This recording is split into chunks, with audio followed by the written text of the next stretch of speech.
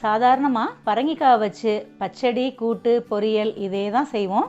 ஆனால் அதே பரங்கிக்காய் வச்சு சத்தான சுவையான பரங்கிக்காய் அடை எப்படி செய்யலான்னு பார்க்கலாம். இந்த அடை செய்கிறதுக்காக 1/2 கிலோ இட்லி அரிசியோட 10 காஞ்ச மிளகாய் சேர்த்து 2 மணி நேரம் ஊற வச்சு மிக்சி ஜாரில் கொரகொரப்பாக அரைச்சி வச்சுக்கலாம்.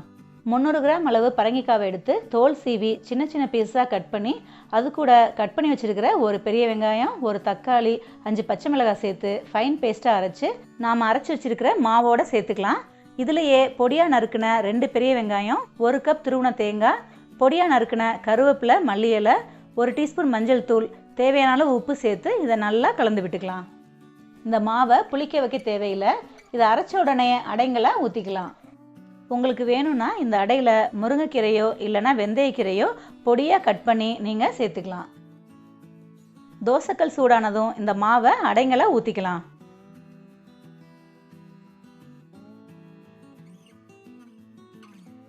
நல்லெண்ணெயை கொஞ்சம் தாராளமாகவே ஊற்றி 2 பக்கமும் நல்லா செவக்க வேக விட்டு எடுத்து தேங்காய் சட்னியோட சர்வ் பண்ணிங்கன்னா பரங்கிக்காய் பிடிக்காதவங்க கூட வேணும்னு கேட்டு வாங்கி சாப்பிடுவாங்க.